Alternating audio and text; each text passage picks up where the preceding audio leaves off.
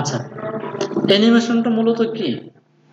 Animation হচ্ছে যে নড়াচড়া করা, সহজ ভাষায় আমরা বলছি এটা নড়াচড়া করা, তাই না?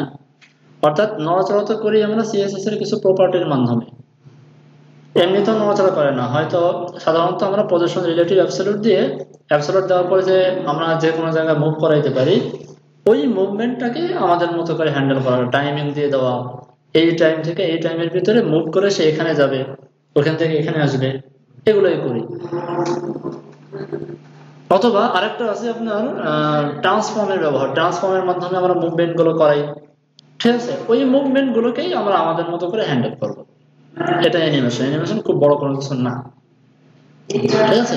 আবার আছে কিছু 3D অ্যানিমেশন, রোটেট হয়, এসে হয়, ওগুলো এই ট্রান্সফর্মের মাধ্যমে করতে হয়, সবই ট্রান্সফর্ম।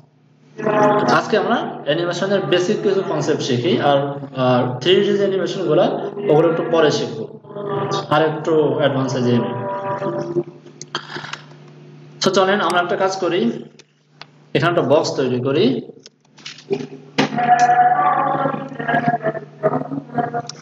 নাম দিলাম আমি মেইন, আর ভিতরে আমি একটা বক্স নিলাম,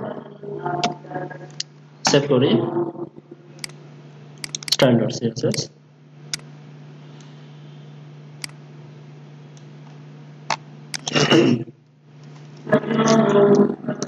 ডট মেইন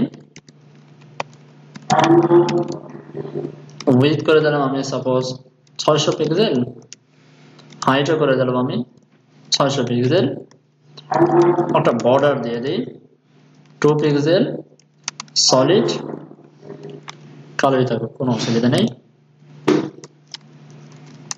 মেইনের ভিতর আছে কি বক্স, এটাকে করে দিই উইডথ করে দিই 100 পিক্সেল, হাইট করে দিই 100 পিক্সেল, আর ব্যাকগ্রাউন্ড কালার করে দিই রেডি থাকুক, অসুবিধা নেই।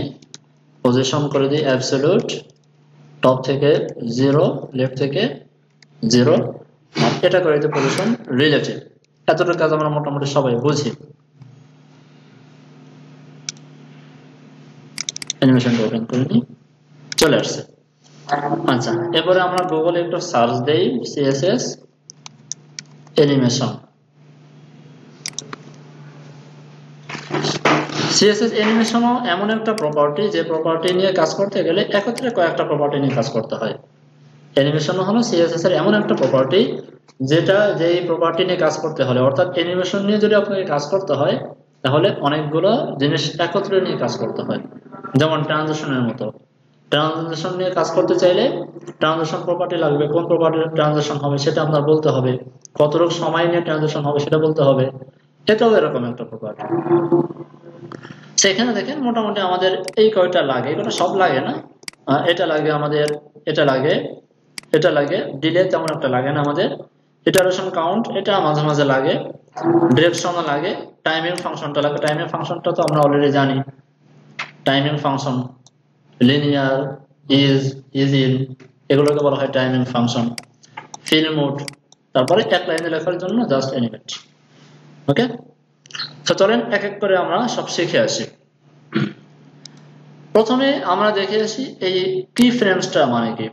কি ফ্রেমসটা হচ্ছে অ্যানিমেশনটা বানানোর জন্য, জাস্ট অ্যানিমেশনটা বানানোর জন্য কি ফ্রেমস ব্যবহার করা হয়।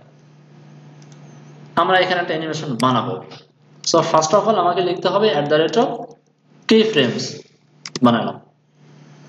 এরপরে অ্যানিমেশনের শুরুটা হবে কিভাবে, একটা শুরু আছে একটা শেষ আছে। যেমন আমি 1 মিনিট ধরে একটা অ্যানিমেশন চালাবো, তার একটা শুরু পয়েন্ট আছে একটা শেষ পয়েন্ট আছে, তাই না? 1 মিনিটের একদম শুরু আর একদম 59-এর পরে 60 সেকেন্ডে কোন অবস্থায় দাঁড়াবে। শুরুটা বলার জন্য এখানে বলতে হবে ফ্রম, আবার সেকেন্ড ব্র্যাকেট ফ্রম। তো ফ্রমে কি হবে বলে দিলাম, টপ থেকে, সরি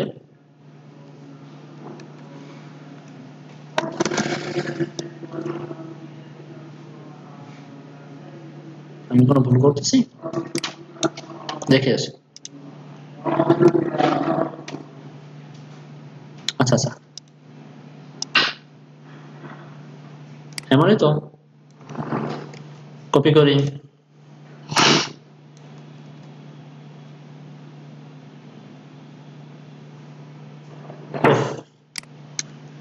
তাই তো বলে লাল কেন দেখায়। @ কি ফ্রেমস এর পর আমরা অ্যানিমেশন বানাচ্ছি না, সো অ্যানিমেশনটার নাম দিতে হবে না। আমরা একটা অ্যানিমেশন বানাচ্ছি, সো অ্যানিমেশন একটা নাম দিতে হবে, তো নামটাই তো আমি দেইনি। এখানে বলে দিলাম সাপোজ কি বলা যায়, টেস্ট, যে ইচ্ছা মতো দেওয়া যায়, টেস্ট অ্যানিমেশন। এইবার সেকেন্ড ব্র্যাকেট দেন, এরপরে বলেন ফ্রম। ফ্রম দিয়ে আমি বলে দিলাম টপ থেকে 0 পজিশনে থাকবে, লেফট থেকে 0 পজিশনে থাকবে। ওকে, টপ থেকে আমি কোথাও অ্যাপ্লাই এখনো করিনি, আমি জাস্ট বানাচ্ছি।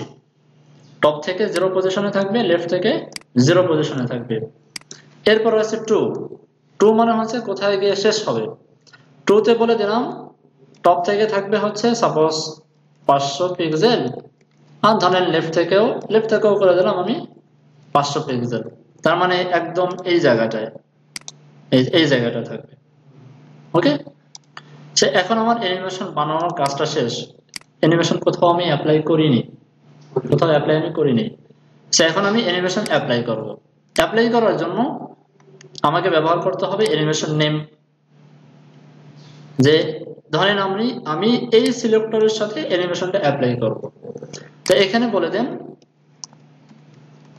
Animation name. কোনটা অ্যাপ্লাই করব? এই অ্যানিমেশনটা অ্যাপ্লাই করব। কপি করে এখানে পেস্ট করে দেন।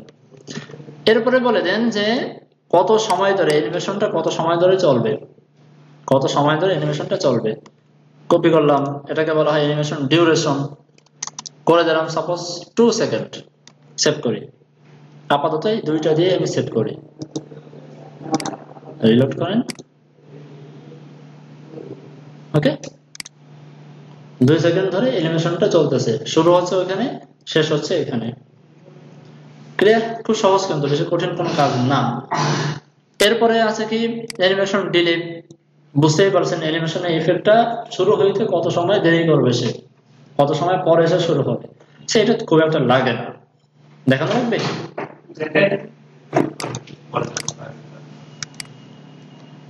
বলে দেন অ্যানিমেশন ডিলে 2 সেকেন্ড। রিলোড দেওয়ার পরে 2 সেকেন্ড বসে থাকতে হবে আমার। 2 সেকেন্ড পরে শুরু হয়েছে, এটাই। এরপরে ইটারেশন কাউন্ট, অ্যানিমেশন কতবার হবে। অ্যানিমেশন ইটারেশন কাউন্ট আমি বলে দিলাম কি সাপোজ 2 বার হবে।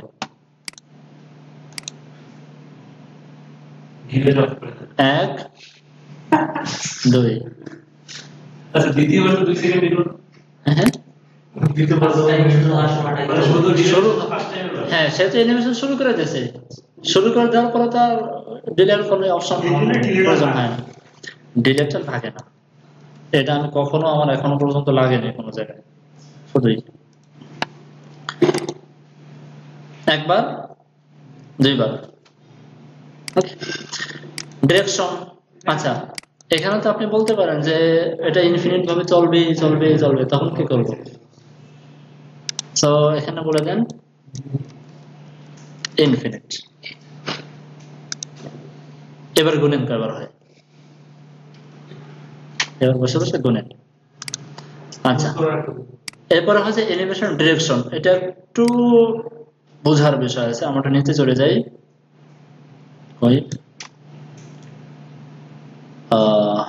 এই যে অ্যানিমেশন ডিরেকশন, একটা হচ্ছে নরমাল মানে হচ্ছে নরমালি যেভাবে চলতেছে, অর্থাৎ আমরা শুরু পয়েন্ট যেটা বেশি সেখান থেকে শুরু হবে, শেষ পয়েন্ট যেটা বেশি সেখানে গিয়ে শেষ হবে। আর যদি রিভার্স দেই তার মানে হচ্ছে হবে তার উল্টাটা। যেমন আমি করে দেখাই, কপি করি, এটা লাগে মাঝে মাঝে আমাদের। আমি এখানে ইনফিনিট না দিয়ে 2 দিয়ে দিই। ডিরেকশন করে দিলাম নরমাল, সেভ করেন। যেরকম হওয়ার কথা তেমনই হবে, এখান থেকে শুরু হবে শেষ, আবার এখান থেকে শুরু হবে শেষ, আবার জায়গা মতো চলে গেল। ওকে, আমি যদি রিভার্সটা করে দিই ঠিক তার উল্টা কাজটা করবে। এখান থেকে শুরু হওয়ার কথা, সে শুরু হবে উল্টো পাশ থেকে শুরু হচ্ছে। ক্লিয়ার? সো এটাও তেমন একটা লাগে না আমার, লাগে হচ্ছে অল্টারনেটটা, এটা লাগে আমাদের। এটা কি কাজ করে দেখেন না, অল্টারনেটের খুব ভালো একটা উপকারিতা আছে, দেখেন বুঝেন কিনা উপকারিতাটা।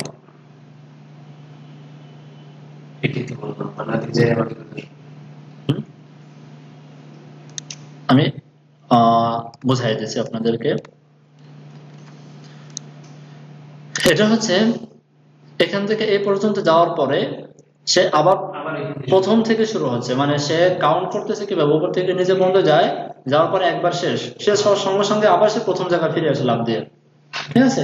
আর এটা হচ্ছে সে যেখান থেকে কাউন্ট করবে মানে শেষ হবে সেখান থেকে উল্টো পথে চলে আসবে, সে মানে নর্মাল কাজ করতেছে, মানে দুইবার যদি আমার অ্যানিমেশন হয়, প্রথম অ্যানিমেশন কাউন্ট করবে নর্মাল অবস্থা, দ্বিতীয় অ্যানিমেশন কাউন্ট করবে রিভার্স অবস্থায়।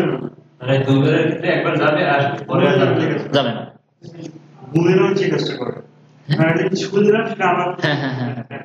মানে প্রথম তো নর্মাল অবস্থায় এখান থেকে এখানে আসবে, একবার হয়ে গেল, সঙ্গে সঙ্গে সে পূর্বে ফিরে যাচ্ছে, গিয়ে আবার শুরু করতেছে, দ্বিতীয়বার হলো। আর অল্টারনেট দেওয়ার মানে হচ্ছে এখান থেকে যখন এখানে আসবে একবার কাউন্ট শেষ, সেকেন্ড টাইম যখন রিভার্স যাইতেছে সে রিভার্সটাকেও সে কাউন্ট করতেছে সেকেন্ড অ্যানিমেশন হিসাবে। ক্লিয়ার? এটা আমাদের লাগে, এটা দেখতেও ভালো লাগে, দেখতেও কিন্তু ভালো লাগে। ওই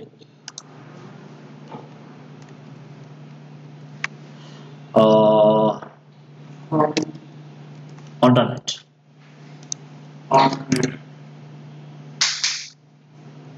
ওকে, এটা আমরা সবচেয়ে বেশি ব্যবহার করা হয়, এটা চলতেই থাকবে।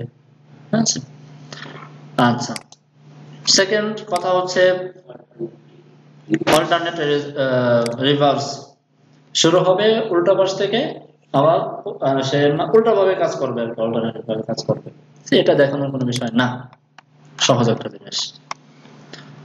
এরপরে চলেন কোনটা বাকি আছে আমাদের, টাইমিং ফাংশন। বুঝতেই পারছেন লিনিয়ারটা, এগুলো যেগুলো আছে ইজিন, এগুলো ব্যবহার করতে পারেন, কপি করেন।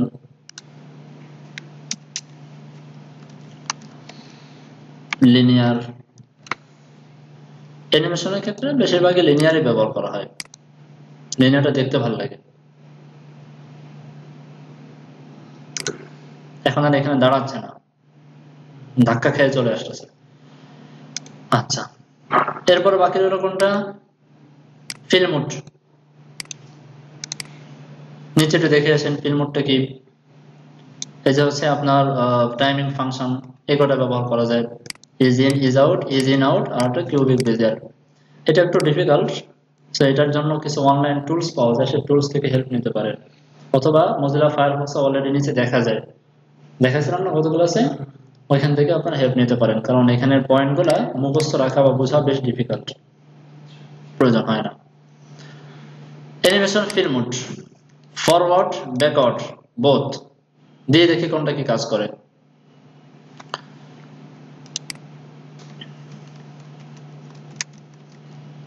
ফরওয়ার্ড সেট করি,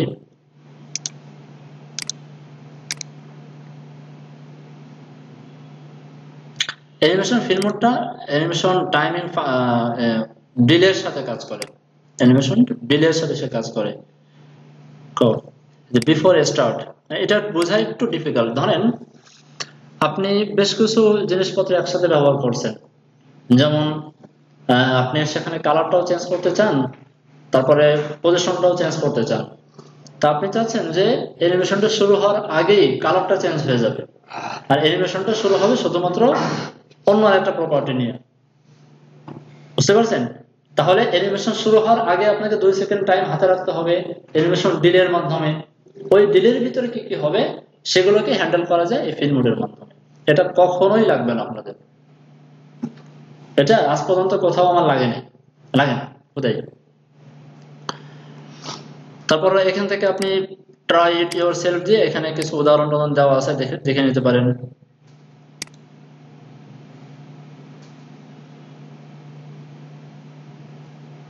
এখানে শেষ হয়ে গেল।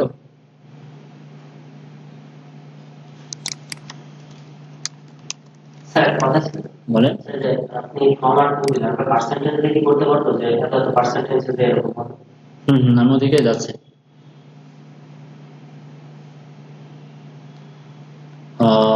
আমি কিছু ভুল লিখলাম। এটা হচ্ছে ব্যাকওয়ার্ডের উদাহরণ।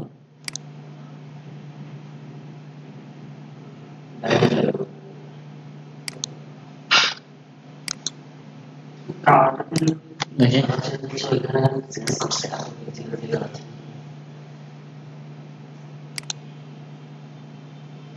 আচ্ছা, এখান থেকে কি করছে?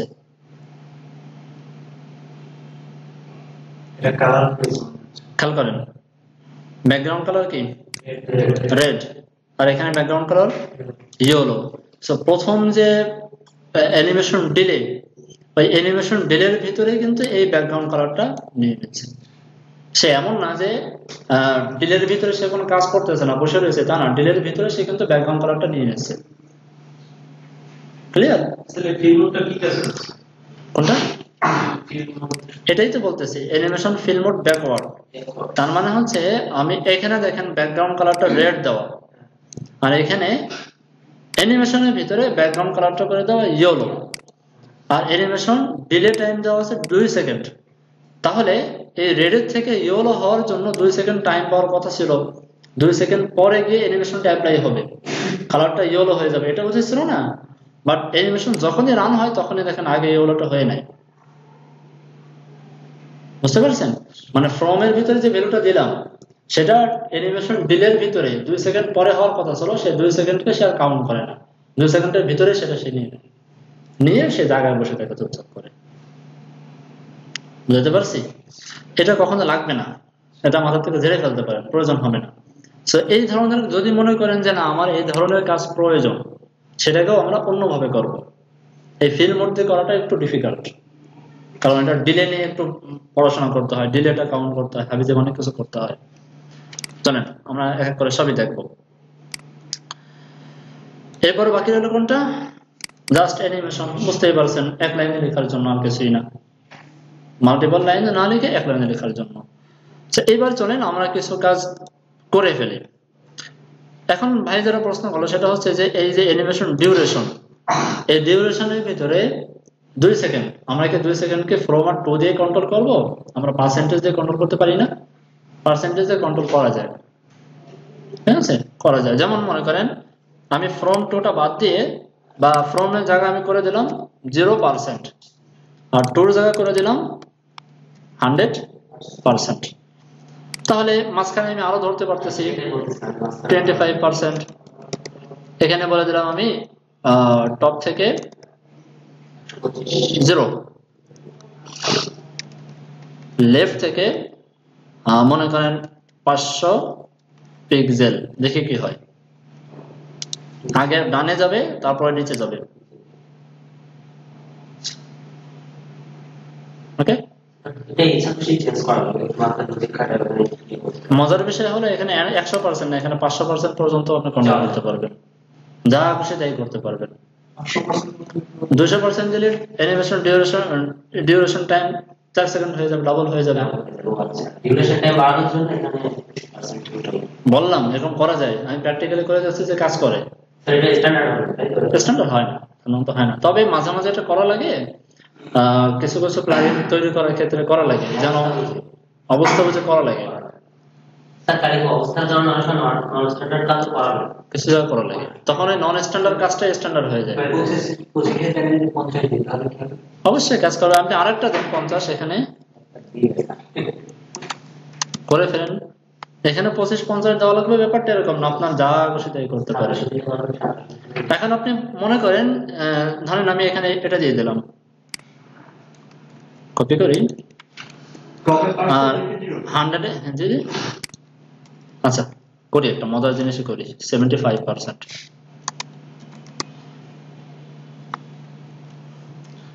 আর এখানে চলে আসলো টপ থেকে, এটা ঠিক আছে, এটা করে দিয়ে লেফট থেকে 0, আর সরি টপ থেকে 500, লেফট থেকে 0, আর এটা হচ্ছে টপেও 0, লেফটেও 0, চারিপাশে ঘুরে আবার জায়গার মধ্যে চলে আসবে।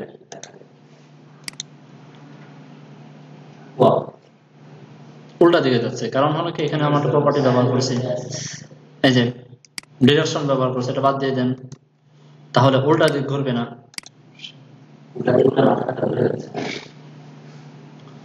ক্লিয়ার? আচ্ছা, এখন কথা হলো এই যে বললাম যে এখানে দাঁড়ায় থাকবো, মনে করেন আমি চাচ্ছি যে 5 সেকেন্ড আমার অ্যানিমেশন টাইম, আমি ডিলে ব্যবহার করব না, কিন্তু আমি এক জায়গায় দাঁড় করায় রাখবো ওটাকে, নির্দিষ্ট জায়গায় এসে দাঁড়ায় থাকবে, একটু সময় নেবে, তারপর আবার শুরু হবে। পারি না করতে? দেখেন কিভাবে করি। আমি এখান থেকে করলাম 25%, এখানে 50%টা বাদ দিয়ে দিলাম, বা এটা থাক, ভিতরে ভ্যালুটা বাদ দিয়ে দিই। যখন 0% থেকে 25%-এ যাবে তখন সেই পজিশনটা এখানে থাকবে, কপি করে সেম পজিশন এখানে দিয়ে দিলাম। 25% থেকে যখন যত 50% পর্যন্ত প্রপার্টি একই থাকবে, তার মানে সে এক জায়গায় দাঁড়িয়ে থাকবে। লেজারটা বুঝছেন? 25%-এ যা হবে 50%-এ তাই হবে, তার মানে সে তো এক জায়গায় দাঁড়িয়ে থাকবে, 50% কাউন্ট হওয়ার আগ পর্যন্ত জায়গায় দাঁড়িয়ে থাকবে। খেয়াল করছেন? দাঁড়ায় আছে এখানে, পারা যাবে, সহজ কনসেপ্ট। এখানে আপনি আপনার ইচ্ছা মতো যে কোনো সিএসএস প্রপার্টি ব্যবহার করতে পারেন। 3 কোণা হলো কেন? কারণ এই জায়গার দাঁড়ানোর মতো কোনো সিএসএস আমরা করি নাই। আগের বারটা রিপ্লেস করে দিলাম না, মাত্র চেঞ্জ করে দিলাম ভ্যালু। আচ্ছা আচ্ছা, এখানে আচ্ছা আগেবার আমরা করেছিলাম টপ থেকে যখন 25% যখন যাবে তখন এখানে আসবে, 50% এখানে আসবে, আর 75 এখানে, আবার 0% এখানে চলে আসবে। আর এখন আমরা বলছি 25% এখানে আসবে, 50% এখানে দাঁড়িয়ে থাকবে, 75% এখানে চলে যাবে। তার মানে এখান থেকে যাওয়ার সময় সে আর এখানে যাচ্ছে না, এখান থেকে সরাসরি ভাবে যাচ্ছে। ভ্যালুগুলো চেঞ্জ করে দেবেন আপনার মতো করে। আচ্ছা, এখানে একটা বিষয় মাথায় রাখবেন, সেটা হচ্ছে যে এখানে সিএসএস এর যে কোনো প্রপার্টি আপনি ইউজ করতে পারেন, অসুবিধা নেই। বাট এখানে যদি এমন কোন সিএসএস এর প্রপার্টি ব্যবহার করেন যেটা নরমালি দেওয়া আছে, এখানে দেওয়া আছে, তাহলে এই প্রপার্টির সাথে সাংঘর্ষিক কোন প্রপার্টি ইউজ করবেন না। যেমন ধরেন এখানে আমি ব্যবহার করলাম টপ, আর এখানে ব্যবহার করলেন বটম, কাজ করবে? সাংঘর্ষিক না, কাজ করবে না। তো সেজন্য লেফট ব্যবহার করলেন আর এখানে চেঞ্জ করে বলে দিলেন রাইট, কাজ করবে না, কারণ লেফটের সাথে রাইট এখানে সাংঘর্ষিক একই জায়গায়। কারণ এখানে লেফট লেখার মানে কি, এখানেও লেফট লেখা, আলটিমেটলি এখানে তো লেফট লেখা, সে একই জায়গায় রাইট এবং লেফট লেখা তো কাজ করার কথা না লজিক্যালি। বুঝতে পারছি? এই ভুলটা অনেকেই করে, অনেকে করে পরে বলতেছে কাজ করে না কেন, কাজ করে না কেন, করার কথা না, করবে না কাজ। এই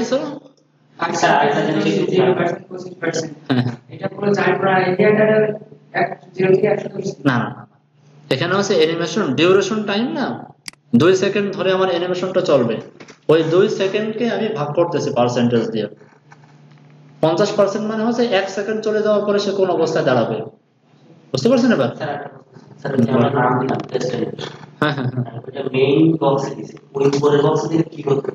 এখানে দিলে আমি নড়াচড়া করতেছি কাকে, সেটাই দিতে হবে, ইসের মতো আর পজিশন রিলেটিভ এর মতো সেম কনসেপ্ট।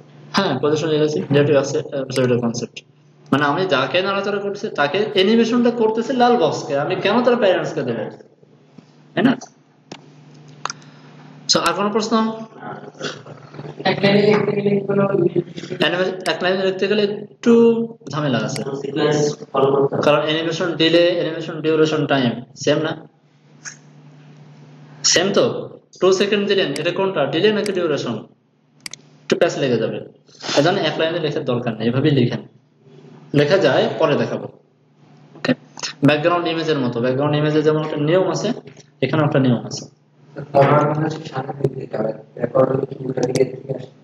এটা কিছুই না, এটা বাদ, এটা কখনো ব্যবহারই করবেন না, ফরওয়ার্ড ব্যাকওয়ার্ড ব্যবহারই করবেন না। আরেকটা জিনিস আছে যেটা আপনার এই সিরিয়ালের ভিতরে নেই বাট আমাদের লাগে, হয়ে গেল সিএসএস অ্যানিমেশন। ইম্পর্টেন্ট একটা বিষয়, কিন্তু এখানে কেন জানি দেয় না এই সিরিয়ালের ভিতরে, আর ওটা আমি প্রায় ভুলে যাই, আবার এখান থেকে দেখে নিই।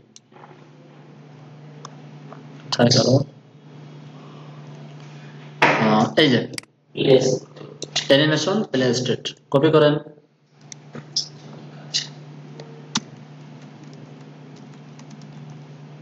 পোস্ট করে রাখেন। আপনি যে অ্যানিমেশন তৈরি করছেন অ্যানিমেশনটা চলবে না, বন্ধ, কমেন্ট করা কমেন্ট করার মতো। এখন আমি বললাম কি, লাইনটা কপি করেন, পেস্ট করেন, বলে দিলাম আমি যখন মেইনকে হোভার করা হবে, আপনি এখানে দেখো আচ্ছা তখন এটা কি হয়ে যাবে, প্লে হয়ে যাবে, তাই না? আপনি এখানে দেখো এটা লাগে, মাঝে মাঝে লাগে। এটা তো আরো বেশি বেশি লাগবে মোবাইল সিস্টেম প্লেট নাকি অন্য কিছু? না এটা না,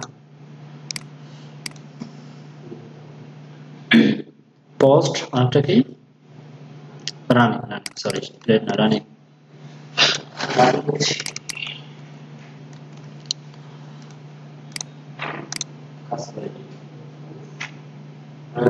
যতক্ষণ রাখবো ততক্ষণ চলবে। যতক্ষণ রাখবেন তত সময় চলবে।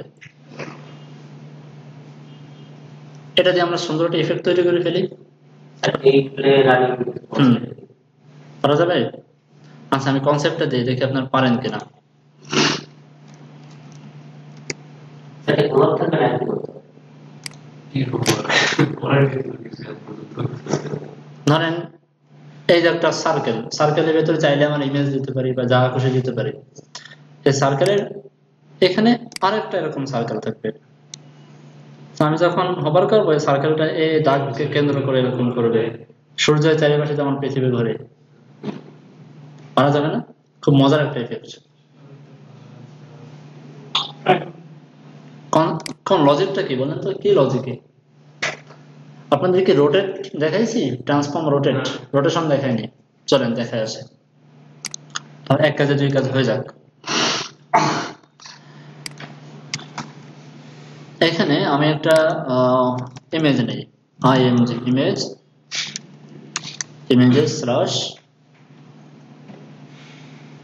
কোনটা নাম আছে, গত পিএইচডি করতে যে রোটেট করা শিখে গেছে ভালো কাজ করেছেন। ছবির মাঝখানে যে এটা মানে নরমালি এই কোণা কোণে আসে কিন্তু ওটাকে আস্তে আস্তে এই কোণা ওটাকে ঘুরাইছে। আচ্ছা আচ্ছা, হ্যাঁ রোটেটটা বেশি একটু কঠিন কোনো কিছু না। Class test img dot test img with করলাম আমি 400 পিক্সেল, হাইট করলাম আমি 400 পিক্সেল, সেভ করি, আসছে। উপরের এটা আমার আর দরকার নেই, এটা তো আমরা বুঝে ফেলছি, কমেন্ট করে রাখি যেন আপনারা গিয়ে দেখতে পারেন এখানে কি কি ব্যবহার করা হলো না হলো। এখানে যে কটা দেখালাম, animation duration, iteration count, timing function, play state আর অ্যানিমেশন নেম, এই পাঁচটা দিয়ে দুনিয়ার যত অ্যানিমেশন আছে সব করা সম্ভব। এর থেকে বেশি অ্যানিমেশন প্রপার্টি কখনো মাথায় নেওয়ার দরকার নেই, ক্লিয়ার? কারণ অপশন দেওয়া থেকে অনেক, কিন্তু সব অপশন কিন্তু কখনো ব্যবহার করার প্রয়োজন হয় না। এই পাঁচটা দিয়ে আপনি সব করতে পারবেন।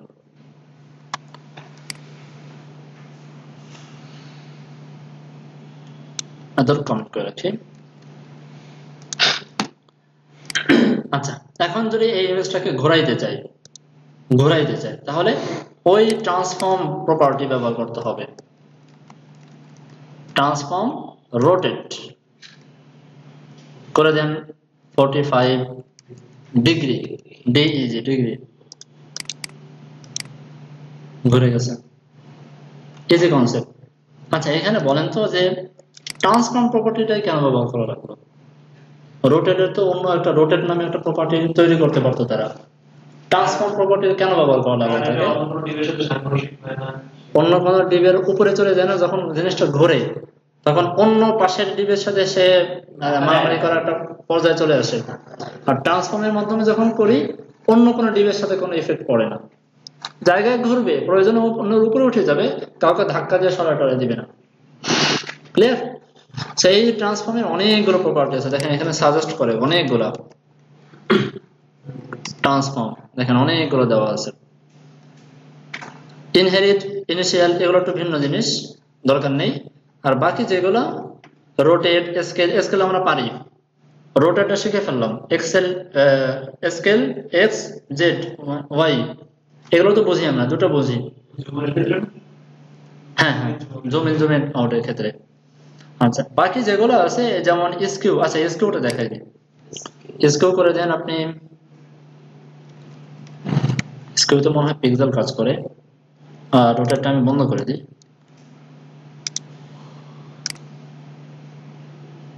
পিক্সেল না, সম্ভবত ডিগ্রি। এটা খুব একটা লাগে না, স্কিউটা খুব একটা লাগে না। একটু কমাই দিই, ভয় পাচ্ছেন যেহেতু একটু কমাই দিই, সমস্যা কি?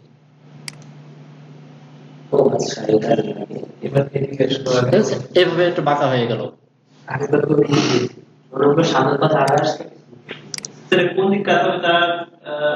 এখানে দিয়ে দেখবেন কোন দিকে কাজ হলো। হুম, আজ পর্যন্ত কোনো কাজে এটা আমার লাগে নাই, কোনো কাজে লাগে নাই। বোঝাই একটা ইমেজ আপনি রেখে কেন এরকম বাঁকা করবেন, কি দরকার আছে আপনার বাঁকা করার? যদি এরকম শেপ আনতে চান, দেখেন ইমেজটা কিন্তু নষ্ট হয়ে গেছে, দেখা যাচ্ছে না ভালো। একান্ত যদি পাশের এতটুকু কেটে আপনি এই শেপে আনতে চান, তাহলে তো ওই যে ক্লিক পাথ, হ্যাঁ এটা পড়বেন, পুরো ইমেজ ধরে বাঁকা হয়ে গেছে, আর পুরো ইমেজ ধরে বাঁকাটা তো ইলজিক্যাল, এটা তো আসলে দেখতে অত সুন্দর লাগে না। হ্যাঁ, অতটুকু দেখা যাবে। তো এটা কখনো লাগবে না। তারপরও শখ হইতে পারে যে স্কিউটা কি কাজে লাগে, দেখি, এই কাজে লাগে, আর কোনো কাজে লাগে না। ক্লিয়ার? এর ভিতরে আমার লাগবে কি, ট্রান্সফর্মের ভিতরে রোটারটা লাগবে, ট্রান্সলেটটা লাগবে, ট্রান্সলেটটা খুব পরিমাণে লাগে। তারপরে আপনার স্কেলটা লাগে মাঝে মাঝে, তারপরে ট্রান্সফর্ম 3D যেটা আছে ওটা লাগে। হ্যাঁ, এই ধরনের কিছু কিছু লাগে। যখন আমরা 3D ইফেক্ট নিয়ে কাজ করব, তখন দেখবেন পুরো কনসেপ্ট ক্লিয়ার। দুনিয়ার যত ধরনের অ্যানিমেশন তৈরি করা যায় সব করতে পারবেন 3D দিয়ে। আমরা মনে করেন একটা কি আঁকা যায়, ওটা কি জানি বলা হয় না, ওই যে চার কোণে একটা বলের মতো থাকে মিলায়ে, কিউব বলে মনে হয়, কিউব বলে না, ওরকম একটা কিউব তৈরি করব। একটা ডিবের তো আমরা উপরে ডানে বামে নিচে 4টা জায়গা পাই। আমরা যদি 6টা কোণ করতে চাই একটা ডিবকে, উপরেও থাকবে নিচেও থাকবে, তখন তো আমার কিউবের মতো তৈরি করতে হবে। এটাও তৈরি করা পসিবল, ঠিক আছে? তারপরে অনেক সময় দেখেন ফিল্মের মতো সিস্টেম করা থাকে, অনেকগুলো ইমেজ এভাবে ঘুরতেছে, একটা ইমেজগুলো আসতেছে আবার পিছনে চলে যাচ্ছে। সিএসএস এর মাধ্যমে এগুলো করা সম্ভব। এই অ্যানিমেশন বলতে মেইনলি হচ্ছে আপনার লোডিং এর জন্য তৈরি করা হয়। একটু ওইখানে ঢুকতেছে লোডিং এ, লোডিং হয়। হ্যাঁ হ্যাঁ, লোডিংটা সাধারণত গিফ ইমেজে তৈরি করে, একটা ইমেজ ফটোশপে তৈরি করে যখন বসায় দেয়, এমনি নাড়াচাড়া করে। এটা বেশিরভাগ প্রয়োজন হয় আপনার কিছু মিডিয়া সাইট আছে, রেডিও স্টেশন হতে পারে, ইমেজ গ্যালারি সাইট হতে পারে, ফটোগ্রাফারদের ওয়েবসাইট হতে পারে। তখন তারা চায় কি, এরকম কিছু ইফেক্ট চায় যে আমার ব্যানারের ভিতরে আমি চাচ্ছি যে আমার যে লেটেস্ট ফটোগুলো এইভাবে ফিল্মের মতো ঘুরবে। আগের যুগে যেমন ফিল্ম সেরকম ঘুরতো, ওরকম ঘুরবে, অথবা আমার ইমেজ গুলো এরকম কিউব আকারে ঘুরবে, ভালো দেখা যাবে, সে চাইতে পারে। তখন যেন তৈরি করে দিতে পারে, খুব কঠিন কিছু না, বুঝতে পারছেন? তখন আপনার ওয়াই অক্ষ নিয়ে কাজ করতে হবে, 3D নিয়ে একটু কাজ করতে হবে। ওটা যখন আসবে তখন দেখাই দেব। আচ্ছা, এবার চলেন আমরা একটু মজার কাজ করে আসি। যে জিনিসটা বললাম সেটাই আমরা করে আসি। টেস্ট নামে একটা ডিপ নিলাম, ইমেজটাকে আমি টেস্টের ভিতরে ঢুকাই দিলাম। ক্লাস দরকার নেই আর, যেহেতু উপরে একটা প্যারেন্টস পেয়ে গেছি। সেভ করেন। আর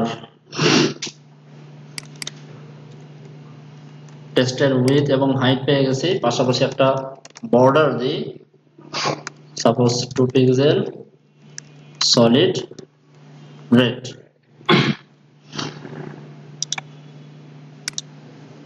আসছে মোটামুটি 400 পিক্সেল, বেশি হয়ে যায়, 300 করে দিই।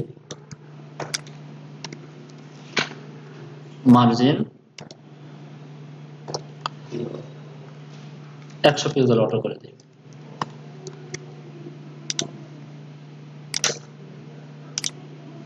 চলে আসছে। ইমেজটা নিয়ে একটু কাজ করি। img width 100%, height 100%, object fit cover। আর এখানে আমি প্যাডিং দিয়ে দিই suppose 20 pixel, border radius 50%। Save করি। কি প্রবলেম? ইমেজটা গুলো বানাবো কেমনে এখন?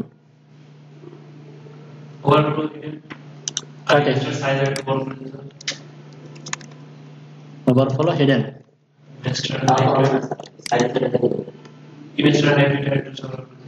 না তারা ছবির মেইন এটাই নষ্ট করে গ্রুপটাই নষ্ট করে তাই না কি করার? স্যার এই ম্যাক্স উইথ 100% করতে হবে। ম্যাক্স উইথ ছবি ম্যাক্স উইথ ও করছি উইথ হাইট 100% করছি।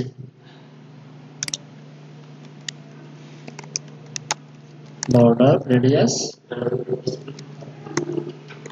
50%। এত খুঁজে করতে কষ্ট হয়ে গেল। ছবিতে কাটবে, বর্ডার রেডিয়াস দিলে তো সেই রেডিয়াস হয় চারপাশ থেকে কেটেই আসবে। আচ্ছা, এখন একটা বিফোর আফটার দিয়ে এখানে বসাই দিই, ওই গোল একটা জিনিস বসাই দিই। সো এটাকে আমি করে দিই পজিশন রিলেটিভ। এই ধরনের আইডিয়া যখন মাথায় আসবে এগুলো তৈরি করবেন, তৈরি করে করে এক জায়গায় স্টোর করে রাখবেন। হার্ড ড্রাইভে যে কোনো জায়গায় স্টোর করে রাখবেন, মনে থাকবে না, প্র্যাকটিস করার পরেও মনে থাকবে না, ভুলে যাবেন। এরকম ছোট ছোট প্রজেক্ট করে করে জমা রাখবেন, যেন হ্যাঁ যখন কোনো কাজ চলে আসবে তখন যেন আপনার কোড থেকে আপনি সেটা বুঝে উঠতে পারেন। কমেন্ট করে করে রাখবেন যে এটা এই কারণে হয়েছে, এটা এই কারণে হয়েছে, হ্যাঁ দরকার। আফটার কন্টেন্ট পাকা উইথ করে দেন সাপোজ কত করা যায়, 15 পিক্সেল,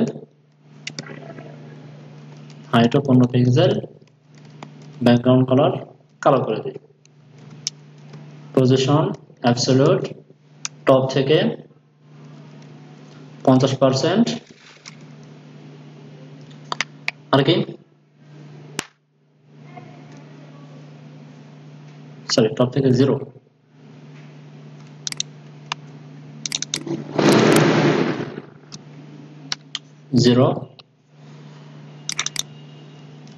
লেফট থেকে 50%। মোটামুটি চলে আসছে। ইন্সপেক্ট করি, কই আচ্ছা এটা এভাবে করলে কি হবে?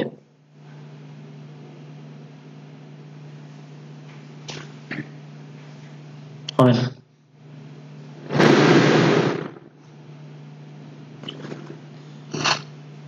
ট্রাই করতে অসুবিধা কোথায়? উইথ করে দিলাম 100%, হাইট করে দিলাম 100% করে দিয়ে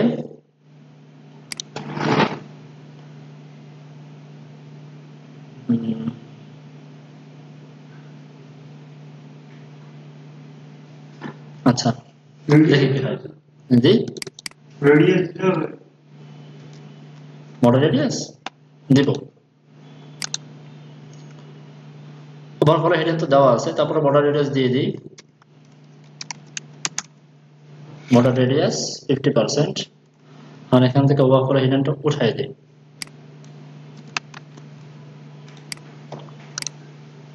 চলে আসছে। এখানে একটা গোল চিহ্ন তৈরি করতে হবে, সো তৈরি করি।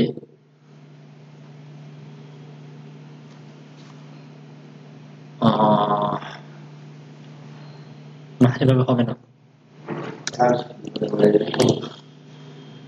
আচ্ছা হাইট করলাম 100%, জাস্ট বোঝার জন্য একটা ব্যাকগ্রাউন্ড কালার দিয়ে রাখি, পজিশন অ্যাবসলিউট টপ থেকে কত দেওয়া যায়, -2 পিক্সেল, একটু উপরে উঠে যাবে, আর লেফট থেকে -2 পিক্সেল প্যাডিং করে দিই, সরি 4 পিক্সেল। সেভ করি, রিলোড করি, বর্ডার রেডিয়াস করতে হবে, বর্ডার রেডিয়াস 50%।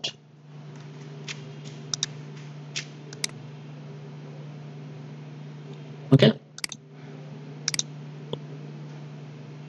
আচ্ছা এখন এটাকে ব্যাকগ্রাউন্ড না দিয়ে আমি এটাকে একটা বর্ডার দিয়ে দিই,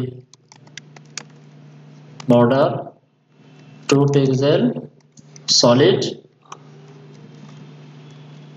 কালো দিয়ে ফিল করি, আসছে। অ্যালাইনমেন্টটা ঠিক নেই, অ্যালাইনমেন্টটা ঠিক করে আসি।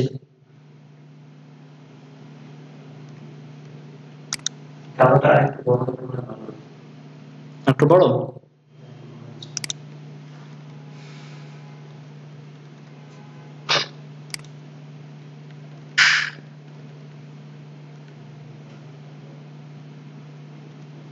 আচ্ছা এখানে দেখি লেফট থেকে করে দিই, ঠিক আছে, মোটামুটি ঠিক আছে। সো টপ থেকে 13, লেফট থেকে 13, আর প্যাডিং হচ্ছে 10 পিক্সেল। টপ থেকে 13, লেফট থেকে শিখাইতে চাইছি না স্যার, যেখানে সেভ করা লাগবে না মানে করা লাগবে না সেটা লাস্টে শিখে আচ্ছা এখানে ক্লিক করেন, style.css এ ক্লিক করেন, ক্লিক করে কন্ট্রোল এস দেন, দেখেন এই যে সব সেভ হয়ে গেছে। আচ্ছা কাটি করে দিন সেভ কিন্তু হয় নাই, স্যার এটা কি হলো? এর জন্য কয়েকটা শর্ত আছে। শর্ত হচ্ছে এখানে যখন চেঞ্জ করবেন, চেঞ্জ করার পরে 1 নম্বর কোডটা ওপেন থাকা লাগবে, ঠিক আছে। ওপেন থেকে তারপরে এখানে কোড করার পরে এখানে এসে কোড করবেন না, কোড না করে এখানে কোড চেঞ্জ করার সঙ্গে সঙ্গে style.css কে চেঞ্জ করে দেবেন। স্যার বুঝলাম না আচ্ছা দুইটা পদ্ধতি দেখাই দিই। একটা হচ্ছে ইন্সপেক্ট করেন, কোনটা এটা, রাইট বাটন ক্লিক করেন, কপি রোল করেন, কপি রোল করে এটাকে ফেলে দিয়ে পেস্ট করে দেন, এই একটা, ঠিক আছে। সরি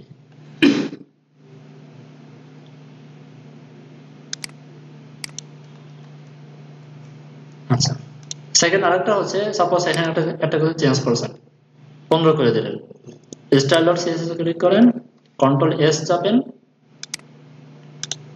দেখেন এই যে 13 হয়ে গেছে, মানে 13 জায়গায় 11 হয়ে গেছে। ট্রাই করে দেখেন হবে।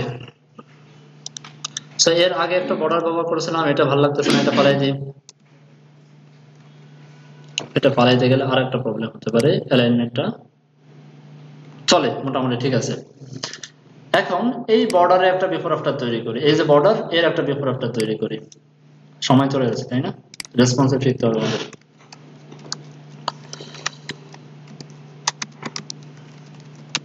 কন্টেন্ট পাকা, উইথ করলাম 15 পিক্সেল, হাইট করলাম 15 পিক্সেল, ব্যাকগ্রাউন্ড কালার কালোই থাক, বর্ডার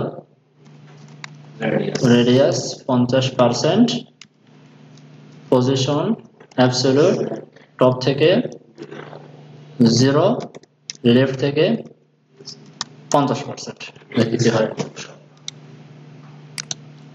চলে আসছে। টপ থেকে একটু উপরে উঠাই দিই, কত পিক্সেল করছে এটা, -2 তাহলে টপ থেকে -7.5 করে দিই, 15 পিক্সেল যেহেতু মিডল বরাবর উপরে চলে আসবে, আর লেফট থেকেও একই পরিমাণ করে দিই, লেফট থেকে 50%, ট্রান্সফর্ম ব্যবহার করতে সমস্যা কি, ট্রান্সফর্ম ট্রান্সলেট একটা ভ্যালু দিয়ে দিই, টপ ভ্যালু সমস্যা হয় না আচ্ছা আচ্ছা আচ্ছা মার্জিন টপ হবে, বা একবারে উঠাই দিই, এটা নিচের টাইপ আছে যেহেতু। আচ্ছা এরপরে সাপোজ মনে করেন এই যেটা, এটাকে আমি ট্রান্সফর্ম রোটেট করে দিলাম 45 ডিগ্রি, দেখি কি হয়। এখানে চলে আসছে, এখানে 90 ডিগ্রি করলে ডান পাশে চলে আসবে 90 ডিগ্রি চলে আসছে। এইবার চলেন আমরা একটা অ্যানিমেশন তৈরি করে ফেলি, এটা নিচে তৈরি করি। @ keyframes, এখানে নাম দেওয়ার ক্ষেত্রে রিলেটেড নাম দিবেন না, কোনো প্রপার্টির নামের সাথে মিলাই দিবেন না, তাহলে অনেক সময় প্রবলেম করে। দিলাম একটা যা খুশি তাই। 0% দিতে পারেন বা ফ্রম টু দিতে পারেন। কি করে দেবো? ট্রান্সফর্ম রোটেট, সরি কপি করি, ট্রান্সফর্ম রোটেট 0 থেকে শুরু। 0 লিখলে আর ডিগ্রি লেখার প্রয়োজন হয় না। Transform rotate 360। আচ্ছা, এটা আমার প্রয়োজন নাই, এখানে করে দিলাম অ্যানিমেশন নেম, এটা রোটেট ডি ডাবল টি। তারপরে অ্যানিমেশন ডিউরেশন কই, ডিউরেশন করে দিলাম সাপোজ 2 সেকেন্ড। অ্যানিমেশন ইটারেশন কাউন্টটা দিয়ে দিই লিনিয়ার। সেভ করি, রিলোড করি।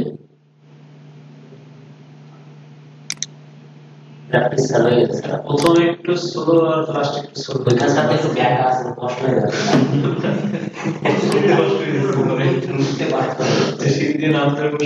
আস্তে আস্তে যাবে, সেক্ষেত্রে কি করতে হবে বুঝেনি? টাইম টাইম দিয়ে দেবেন কই,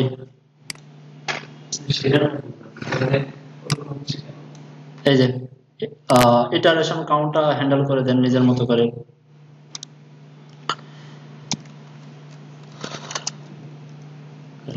সাজেস্ট করার কথা লিনিয়ার,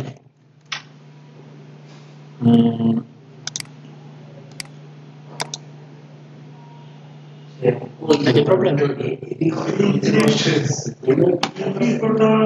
ইনফিট করতেছি বাট লিনিয়ারটা কেন কাজ করতেছে না দেখে আসি। ইজিনের মতো কাজ করতেছে। টাইমিং ফাংশন দেখে আসি এখানে।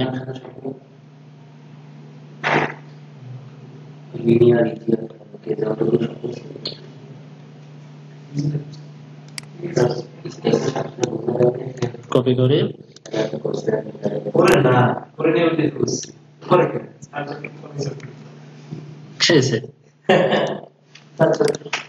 আচ্ছা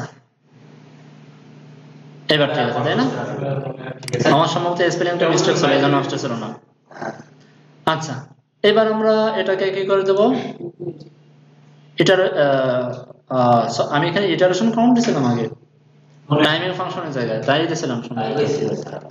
হ্যাঁ, ইটারেশন কাউন্ট তো ইনফিনিট হবে।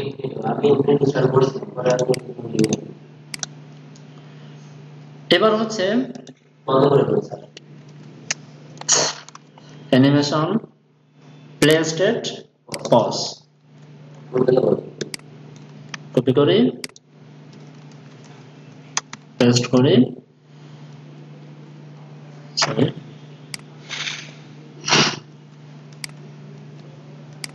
কি হবে? রানিং। সেভ করি,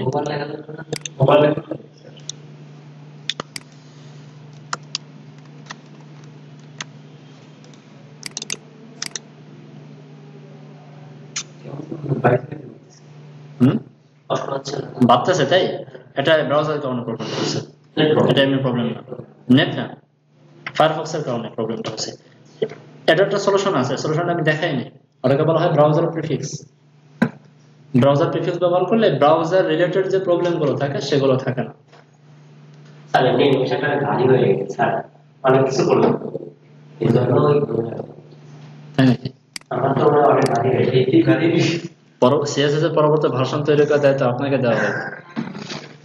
স্যার আমরা পারি স্যার একদিন নাম্বার করে যাই হোক, সো একটা জিনিস দেখাইলাম, এটাকে কেন্দ্র করে দেখেন এই জিনিসটা কিন্তু আমিও নিজেও পারতাম না, বাট লজিক্যালি যখন চিন্তা করলাম তখন কিন্তু আমার মাথায় ঢুকে গেছে যে এটা এইভাবে করলে হতে পারে, আসলে কিন্তু হয়ে গেছে জিনিসটা। সে এইভাবেই করে ছোট বলটা বলছে পুরো সার্কেলটা ধরে ঘুরতেছে। প্রথম আমি চিন্তা করছিলাম দেখে বলটাকে ঘুরানো যায় কিনা, পরে দেখলাম যে না, বলটাকে তো ওভাবে এরিয়াটা ধরা যাচ্ছে না, হ্যাঁ চৌকা যেরকম ধরা যায় চৌকা ধরা যায় কিন্তু গোলটাকে ধরা যাচ্ছে না, এরকম ধরা যাচ্ছে। আচ্ছা, এজন্য পুরো সার্কেলটা ধরে ঘুরাই দিলাম। কালার চেঞ্জ করা যাবে তাই না? সবকিছু করতে পারবেন, যা ইচ্ছে তাই করতে পারবেন। একটা গোলের মধ্যে আরেকটা মিশিয়ে দাও। তাহলে হবে। আচ্ছা, এবার চলেন আমরা একটা কাজ করি, এগুলোকে বন্ধ করে রাখি, না হলে আগের প্রজেক্টের মতো প্রবলেম হতে পারে। কমেন্ট করে কমেন্ট করে রাখি, এটা থাকলে আর সমস্যা নেই যেহেতু নতুন ফাইল। আমরা আজকে শিখবো কিভাবে রেসপন্সিভ করতে হয়। এটা আমাদের মেইন ওয়েবসাইট, তাই তো? স্যার আমার ভিএস কোডে অমিট করলে তো এরকম ব্ল্যাক হয় না, কালার থাকে, কারণ কমেন্ট করলে এটা থিমের উপর ডিপেন্ড করে, যে থিম নিয়ে কাজ করেন থিম নিয়ে ভিডিওটি অমিট করলে যখন ব্ল্যাক হয়েছে না, এরকম না? সবুজ হয়ে যাওয়া। সবুজ হয়, এটা থিমের সাথে ডিপেন্ড করে। আমি যে থিম ব্যবহার করি, যেমন এখানে কোন থিম ব্যবহার করি আমি, এই যে ওয়ান্ডার প্রো, নাইট আউল, এই দুইটা আমি ব্যবহার করি। নাইটের জন্য এটা, আর এটাও দুটো ভার্সন আছে। সরি, এটা না, এই নাইট আওয়ারের ভিতরে একটা আছে লাইট ভার্সন, এই লাইটটা আমরা অ্যাপ্লাই করা, ঠিক আছে? আচ্ছা, প্রথম আমরা কন্ট্রোল শিফট এম চাপবো। কন্ট্রোল শিফট এম, এটা হচ্ছে শর্টকাট। আর শর্টকাট যদি ব্যবহার করতে না চাই, first of all inspect element করব। এলিমেন্ট করার পরে এই যে দেখেন এখানে রেসপন্সিভ ডিজাইন মোড মানে একটা ইয়ে আছে, এখানে নিচে আপনাকে বলেই দিয়েছে কন্ট্রোল শিফট এম, ক্লিক করলে এটা চলে আসবে। এখানে আমরা মাউস দিয়ে এইভাবে ধরে ড্র্যাগ করে করে বড় ছোট করতে পারবো, ডিভাইস অনুযায়ী করতে পারবো। উপরে দেখেন কতটুকু কোন ডিভাইসের জন্য বা কতটুকু উইথের ডিভাইসের জন্য এখানে দেখাচ্ছে। প্রথম কথা হলো, আমরা যে ওয়েবসাইট করতেছি সেই ওয়েবসাইটটা মোটামুটি 400 পিক্সেল, আপাতত মনে রাখেন যে 400 পিক্সেল। আমি এখানে লিখে দিই এত কষ্ট না করে, 400 পিক্সেল। এই 400 পিক্সেলের আগ পর্যন্ত যদি কোথাও যদি এই নিচের বারটা আসে, তাহলে এই ডিজাইনটা রিজেক্টেড ডিজাইন, এটা রিজেক্টেড, ঠিক আছে? এটা রেসপন্সিভ না, এটা কিন্তু আপনার মার্কেট প্লেসে কোথাও কোনো দাম নেই, করা যাবে না। আচ্ছা, সো এখন আমার কথা হচ্ছে যে এই দাগটা কেন আসলো। ধরেন আমি এই বরাবরই আসে, এখানে আসে, তাহলে আমার দেখতে একটু সুবিধা হচ্ছে। সেই দাগটা কেন আসলো? তার যে ক্যাপাসিটি হ্যাঁ, তার মানে আমার এখানে যে কন্টেন্ট গুলো সেই কন্টেন্টের জায়গা ধরতেছে না, যে কারণে এটা চলে আসছে। এখন কি করার? এখন দুইটা উপায় আছে। একটা উপায় হচ্ছে যে আপনি যখন ডিজাইন করবেন তখন এই তিনটাকে উপরে নিচে ডিজাইন করবেন। এটাও তো করা পসিবল না, তাহলে তো আপনার বড় স্ক্রিনে দেখতে বাজে লাগবে। এখন উপায় হচ্ছে একটাই, সেটা হচ্ছে যে বড় স্ক্রিনে আমরা যেমন করছি তেমনই থাকবে, বাট এই স্ক্রিনে আসার পরে আমার কিছু নতুন সিএসএস অ্যাড হবে, যে সিএসএস এর মাধ্যমে এখানে যে পূর্বের সিএসএস গুলো করা ছিল সেগুলো চলে গিয়ে ওই নতুন সিএসএস গুলো অ্যাপ্লাই হবে। সেখানে আমরা বলে দেবো যে এটার সাইজ আগের সিএসএস ছিল আমার 100%, এখানে হয়ে যাবে 50%, ক্লিয়ার? বা আগে ছিল 50%, এখানে হয়ে যাবে 100%। বুঝাতে পারছি? আচ্ছা, তো চলেন আমরা করে আসি, কাজগুলো করে আসি। গুগলে সার্চ দেন সিএসএস রেসপন্সিভ,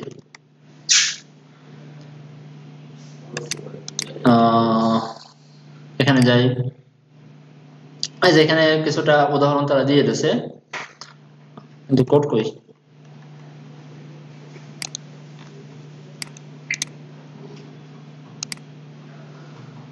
এখানে উদাহরণ দিয়েছে। আচ্ছা, রেসপন্সিভ করার জন্য এখানে একটা দেখেন একটা মেটা ট্যাগ আছে, মেটা ট্যাগ। এই মেটা ট্যাগটা ইম্পর্টেন্ট।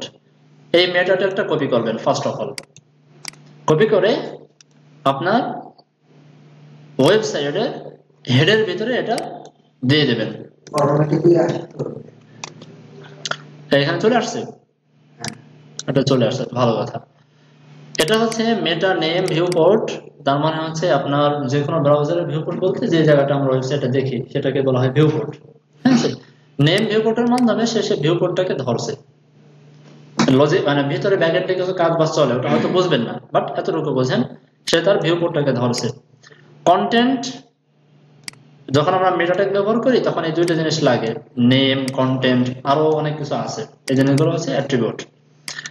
উইথ সমান সমান ডিভাইস উইথ, তার মানে ওই যে আপনার মনে করেন একটা মোবাইল না, এখানে একটা বিষয় বোঝা আছে, সেটা হচ্ছে একটা মোবাইলে আপনি দেখতেছেন যে যদি আপনি স্কেল দিয়ে মাপ দেন তখন দেখবেন যে এটা হচ্ছে 2 ইঞ্চি একটা মোবাইল, ঠিক আছে? 2 ইঞ্চি আপনি ধরতে পারতেছেন, কিন্তু কত পিক্সেল ধরতে পারবেন?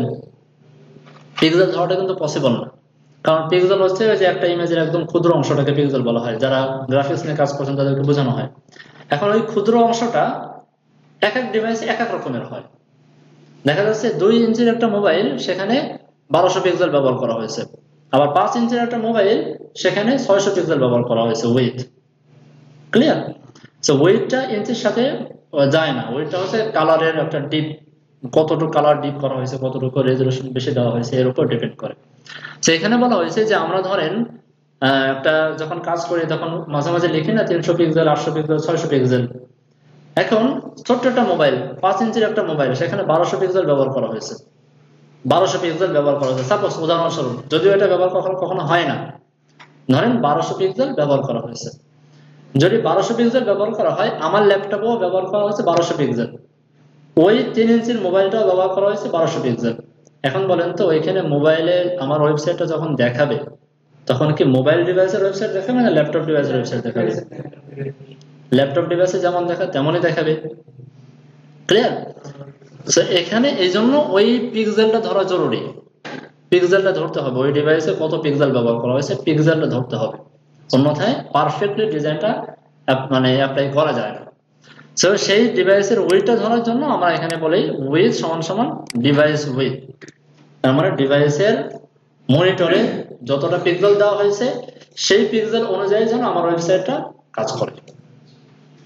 ক্লিয়ার? আর ইনিশিয়াল স্কেল 1, এটার মানে হচ্ছে যে প্রত্যেকটা ডিভাইসের ভিতরে যে কন্টেন্ট গুলো আমরা লিখি, যেমন ফায়ারফক্সে যখন ডিফল্ট ভাবে আমরা কোনো কন্টেন্ট লিখতাম তখন কি হতো, বামে ডানে একটা জায়গা ফাঁকা রাখতো, উপরে নিচেটা ফাঁকা রাখতো, ঠিক আছে? এই ডিভাইস গুলো তো এরকম কিছু এক্সটার্নাল কিছু ইন্টারনাল কিছু সিএসএস করে দেওয়া থাকে, কিছু জিনিস অ্যাপ্লাই করে দেওয়া থাকে, যে কারণে ডানে বামে সামনে পিছনে কিছু জায়গা ওরা হাতে রেখে দেয়। তো ওই জায়গাটা যেন সে হাতে মাতে না রেখে দেয়, পুরোটা উইথ জুড়ে যেন সে মানে কি বলা হয় 100% করে নেয়। এজন্য আমরা এই লাইনটা লিখি ইনিশিয়াল স্কেল 1.0। যদি এখানে বাড়াই দেন তাহলে দেখা যাবে যে বাম পাশে ডান পাশে কিছু জায়গা ফাঁকা রাখতেছে, একটা স্কেল করে রাখতেছে ওখানে। ওকে, আচ্ছা, এত সময় পর্যন্ত যেগুলো বকবক করলাম সব মাথা থেকে ঝেড়ে ফেলে, এগুলো আমাদের মনে রাখার কোনো প্রয়োজন নাই। জাস্ট এই লাইনটা কপি করবেন, পেস্ট করে দেবেন ওইখানে পেস্ট করতে হবে যে কোনো জায়গায়, এই হেডের ভিতরে যে কোনো জায়গায় ভিএস কোডে অটোমেটিক্যালি চলে আসবে। আর যখন আমরা বুটস্ট্র্যাপ নিয়ে কাজ করব তখন ওরা ওখানে খুব সুন্দর করে বলে দিয়েছে যে এই লাইনটা আমাদের ব্যবহার করতে হবে, কেন ব্যবহার করতে হবে, সুন্দর করে বলা আছে। না ওই যে আরেকটা বলে যে all.link.css উপরে থাকবে, style.css এটা কিন্তু সিএসএস না, লিংক না, আচ্ছা এটা কিন্তু মেটা ট্যাগ, আর এটা হচ্ছে লিংক। এটা বলতেছে এটা পজিশনটা আসলে কোথায় রাখা উচিত? এটা সাধারণত উপরেই থাকে, একদম হেডের শুরু যেখানে ওখানে। আমি এটাই জানি পজিশন। আর সাধারণত এই মেটা ট্যাগ গুলো দেওয়া হয়, এটা যেমন দেওয়া হয়েছে হচ্ছে আমার ভিউপোর্টটা ধরার জন্য, রেসপন্সিভটা ধরার জন্য। উপরেটা দেওয়া হয়েছে যেন আমার যে ক্যারেক্টার সেট আছে, আমরা যে ফন্ট গুলো ব্যবহার করছি, ফন্টের অনেক সেট থাকে যেগুলোকে ক্যারেক্টার সেট বলা হয়। ক্যারেক্টার সেট UTF-8, এখানে মনে হয় এরকম কিছু দেওয়া থাকতে পারে। UTF-8 থাকে, 16 থাকে, 32 থাকে, বিট অনুযায়ী বাড়ে। তো UTF-8 যেটা সেগুলো হচ্ছে ইউনিকোড ফন্ট, মানে পৃথিবীর সব ব্রাউজারে সব জায়গায় সেটা সাপোর্টেড।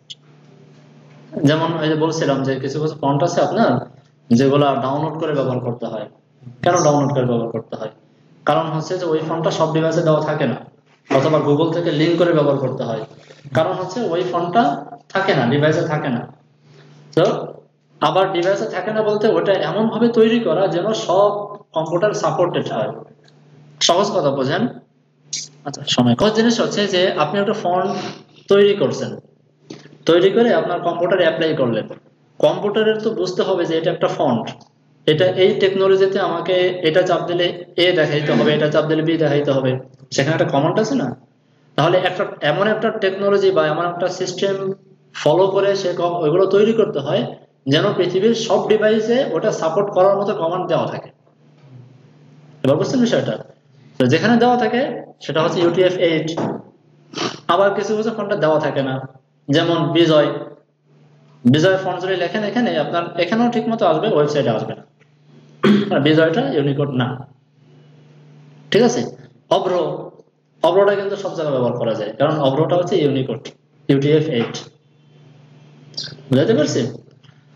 আমরা আমাদের ব্রাউজারকে একটা মেসেজ দিয়ে দিলাম যে আমরা এখানে কোনো উল্টাপাল্টা ফন্ট ব্যবহার করিনি, যা ব্যবহার করেছে সব UTF-8, যেন ব্রাউজার কোনো জায়গায় কনফিউজ না হয়ে যায়, সব ফন্টে ব্যবহার মানে সাপোর্ট করাইতে পারে। স্যার ওইখানে যে ল্যাঙ্গুয়েজ লেখা এটা হচ্ছে আমাদের ওয়েবসাইটের মেইন ল্যাঙ্গুয়েজ কোনটা এটা বলে দেওয়ার জন্য। মেইন হচ্ছে এটা। যদি আপনার ওয়েবসাইটের মেইন ল্যাঙ্গুয়েজ বাংলা থাকে, এটাও দেওয়া হয় একটা ব্রাউজারকে করার জন্য, তারপরে আবার গুগলকে বলার জন্য। যদি আপনার ওয়েবসাইটটা বাংলা রিলেটেড ওয়েবসাইট হয় তাহলে গুগল বাংলাদেশ বা বাংলা ভাষাভাষী যারা তাদের কাছে বেশি সাজেশন করবে, এসইওর ক্ষেত্রে উপকারিতা হয়। সেক্ষেত্রে বাংলা লেখার ক্ষেত্রে কি কন্টেন্টগুলো বাংলা লেখার জন্য অবশ্যই ভিতরে বাংলা কন্টেন্ট লিখবেন আপনি। ইংরেজি লিখে বাংলা কন্টেন্ট দেওয়া আছে। অনেক সময় দেখা যায় কি যে কিছু ইংলিশ লেখা আছে, কিছু বাংলা লেখা আছে। এজন্য আমি অ্যান্সার দিচ্ছি যে আমার ওয়েবসাইটের মেইন কন্টেন্ট কোনটা, মূল কন্টেন্ট কোনটা, আমাদের ফোকাস কোনটা ল্যাঙ্গুয়েজের উপরে, সেটা সাধারণত এখানে ইংরেজি দেওয়া থাকে। ওকে, অনেক কিছু বলে ফেললাম। এরপর হচ্ছে রেসপন্সিভ।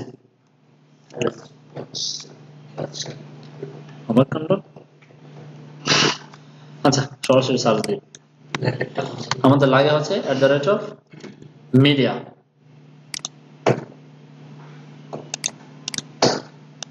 যেমন আপনার অ্যানিমেশন তৈরি করার জন্য আমরা @keyframe ব্যবহার করছিলাম, আর এখানে হচ্ছে @media। এখানে দেখেন @media, only, skin, হাবিজাবি অনেক কিছু লেখা আছে।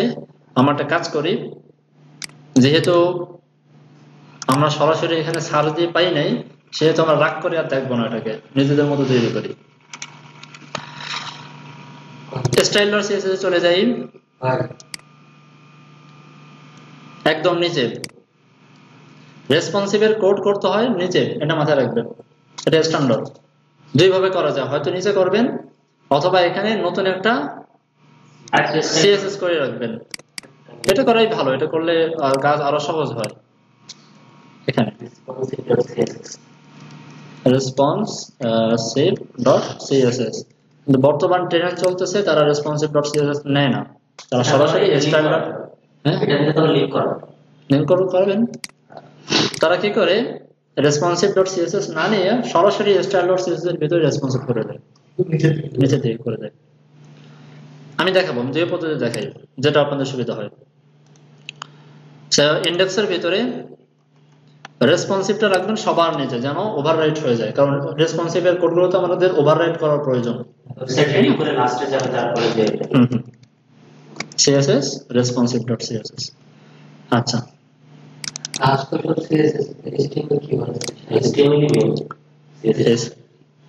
আচ্ছা রেসপন্সিভে যাই।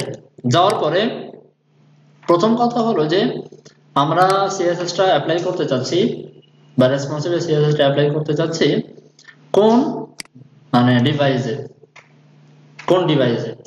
ধরেন আমরা যদি কি বলা হয় ট্যাবলেট ডিভাইসের জন্য কল্পনা করি, তাহলে ট্যাবলেট ডিভাইসের উইথ কতটুকু থাকে, নরমালি কতটুকু থাকে? বুঝতে পারেন নাই? বা আরো সহজে বলি, জি বুঝছি এবার জানা নাই যে কত থাকে। তাহলে একটা কাজ করি, আপাতত আমরা অনুমান করে নিই একটা। কোনো ইয়া কি আছে? এক্স্যাক্টলি যদি আপনি করতে চান পৃথিবীর সব ডিভাইসের জন্য করা কি পসিবল? তাহলে আমরা অনুমান করে 5টা ডিভাইস নিয়ে কাজ করি সাধারণত। হ্যাঁ, অনুমান করে 5টা ডিভাইসের জন্য কাজ করি। একটা হচ্ছে এক্সট্রা লার্জ, আর একটা হচ্ছে মিডিয়াম, যেটা দিয়ে আমরা নরমালি করলাম ডিজাইনটা, আর একটা সরি লার্জ ডিভাইস যেটা আমরা করলাম। এরপরে মিডিয়াম ট্যাবলেটের জন্য, স্মলটা হচ্ছে যখন মোবাইলটা আমরা এরকম বাঁকা করে রাখি, ল্যান্ডস্কেপ বলা হয়, বসে রাখি। আর একেবারে যে এক্সট্রা স্মল যেটা, সেটা হচ্ছে মোবাইলটা যখন আমরা সরাসরি রাখি সামনে। ওকে, সব মোবাইল আসবে, আসবে সব মোবাইল। আর ইয়া লাগবে না, উইন্ডোজ পিক্সেল লাগবে। হ্যাঁ, ওটা দেওয়া লাগবে। ধরুন মনে করেন আমরা কল্পনা করে নিলাম যে 400 থেকে নিয়ে ধরেন 900 পর্যন্ত যে ডিভাইসটা, সেই ডিভাইসটা হচ্ছে ট্যাবলেট ডিভাইস। বা আমরা অনুমান করে নিলাম যে ট্যাবলেট ডিভাইসটা, যে ছোট ট্যাবলেট যেটা, সেটা ধরেন সর্বনিম্ন উইথ দেওয়া থাকে হলো 401, আর সর্বোচ্চ উইথ থাকে হচ্ছে 900 ধরে নিতে পারি। এতটুকু তো বুঝছেন? একটা ট্যাবলেট ডিভাইসের উইথ থাকে মনে করেন 401 থেকে নিয়ে 900 এর ভিতরে উইথ থাকে। এখন আমরা সিএসএস এমন ভাবে করবো যে যার মিনিমাম উইথ এতটুকু, ম্যাক্সিমাম উইথ এতটুকু, এর ভিতরে যত ডিভাইস আছে। তো আমরা তো জানি যে এর ভিতরে ট্যাবলেট ডিভাইস আর অন্য কোনো ডিভাইস নাই, তাই না? সেটা করার জন্য ফার্স্ট অফ অল লিখতে হয় @ তারপরে মিডিয়া কম, একটা ফার্স্ট ব্র্যাকেট দেবেন। ফার্স্ট ব্র্যাকেট দিয়ে এখানে লিখে দেন মেন উইথ কত, 401 পিক্সেল। এটা দেওয়ার দরকার নেই। Minimum with 401 pixel. আর এখানে বলে দেন এন্ড, মানে দুইটা কন্ডিশন আমি মিলাচ্ছি, দুইটা কন্ডিশন। এন্ড দিয়ে আবার ফার্স্ট ব্র্যাকেট দেন, বলে দেন ম্যাক্সিমাম উইথ কত, 900 পিক্সেল।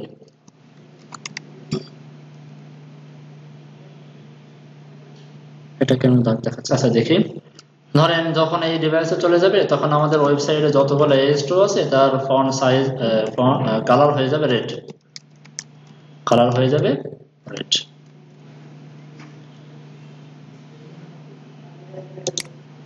এটা প্রবলেম দেখাচ্ছে কেন?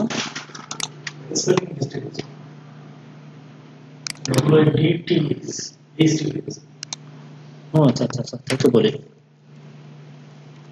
TH। আচ্ছা, এবার দেখি কাজ করলো কিনা। এটা আমার AS2 না? AS2 লিংক করেছেন? লিংক করাইছি। আচ্ছা দেখি AS2। আচ্ছা, এখানে কি করছে?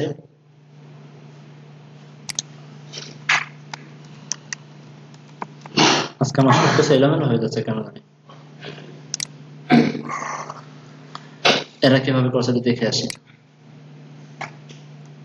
এখানে অন্য একটা কারণে হচ্ছে, আমি বুঝতে পারছি সেটা হচ্ছে সিলেক্টরের পাওয়ারের কারণে হচ্ছে। তারপর একটু শিওর হয়ে আসে, কারণ এক জায়গায় আমার সেকশন, তার ভিতরে AS2 এভাবে লিখছে, আর সরাসরি AS2 লিখছে। এভাবে লিখছে, আমি তো বলতে সেভাবে লিখছে, এভাবে লিখছে। অবশ্যই কাজ করবে, কেন করবে না? ছোট কাজ করি। এখানে সিএসএসটা করছে সিলেকশন, সেকশন টাইটেল, তার ভিতরে AS2, তার মানে এই সিলেক্টরটা বেশি পাওয়ারফুল, যে কারণে রিপ্লেসটা করতে পারতেছে না। আমরা এটাকে কপি রুল দিয়ে কপি করে ফেলি, কপি করে পেস্ট করে দিই। পেস্ট করে দিয়ে সবগুলো তো আমার চেঞ্জ করার প্রয়োজন নেই, যেটা আমার চেঞ্জ করার প্রয়োজন সেটা রাখি, বাকিগুলো ফেলাই দিই, রেড করে দিই। তাও হচ্ছে না। ভিতরে আছে, ভিতরে নেওয়া হয় স্যার ওইখানে, মানে আউটপুটে ছোট করেন, আর আমাদের 900 দিতে হবে। স্যার প্রত্যেকটা হেডিং আলাদা আলাদা করে ধরা লাগবে। কেন? কেন মানে সেকশন টাইটেল AS2, আমরা অন্য যেখানে h2 ব্যবহার করছি সেখানে তার এটার সাথে সেকশন আমার যেগুলো চেঞ্জ করতে হবে সেগুলো ধরে ধরে চেঞ্জ করতে হবে, সব চেঞ্জ করতে হবে, সব চেঞ্জ করতে হবে। তো চলেন আমরা উপর থেকে একটা কাজ করে আসি, উপর থেকে কয়েকটা করে আসি। এটা হলো একদম বেসিক ধারণা দিচ্ছি, রেসপন্সিভের একদম বেসিক ধারণাটা। ঠিক আছে, খুব বেশি না বুঝলে অসুবিধা নেই। বুটস্ট্র্যাপ নিয়ে যখন কাজ করব তখন বুটস্ট্র্যাপে আমাদের এই রেসপন্সিভ কাজগুলো রেডিমেড করে দেওয়া আছে, খুব ইজিলি আমরা হ্যান্ডেল করতে পারবো। কিন্তু কিভাবে কাজ করতেছে রেসপন্সিভটা সেটা আমাদের বোঝা দরকার। শুধুমাত্র একজনের তৈরি করা জিনিস ব্যবহার করলাম এটা ভালো না। তো চলেন ইন্সপেক্ট করি। ফার্স্ট অফ অল আমাদের বুঝতে হবে যে কাজগুলো আমরা কিভাবে সাজাইছি, অলরেডি আমাদের মাথায় আছে, তারপরে ওটা দেখে নি কিভাবে কাজ করছে। সেখানে হেডিং এর ভিতরে আমরা দুইটা নিয়েছিলাম, একটা হচ্ছে ওয়েলকাম, একটা হচ্ছে সোশ্যাল, দুইটা নিয়েছি। দুটার আমি উইথ করে দিয়েছিলাম কত, 50% 50%, তাই তো? সো এটাকে আমি ছোট করি, ছোট করে ধরেন আমাদের কত 900-র ভিতরে যখন চলে আসবে, 900-র ভিতরে যখন চলে আসবে, তাই তো? তখন আমি এই উপরেরটাকে ধরি, ওয়েলকামটাকে ধরি, কপি করি, কপি করে পেস্ট করলাম। এখানে শুধুমাত্র কাজ হচ্ছে কপি পেস্টের কাজ, আর কোনো কাজ না। ইন্সপেক্ট করবেন, কপি পেস্ট করবেন, চেঞ্জ করে দেবেন, খুব ইজি। এখানে আমার চেঞ্জ করার প্রয়োজন হচ্ছে জাস্ট উইথটা, আর কোনো কিছু না। তাহলে নিচের দুইটাকে ফেলাই দেন, দরকার নেই দুইটা। আমি এখানে উইথ করে দিলাম 100%,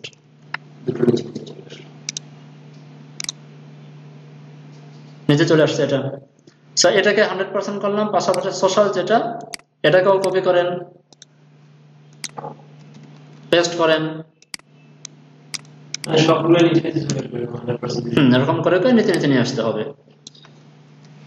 100% সেভ করেন, রিলোড করেন, কই নামে চলে আসছে।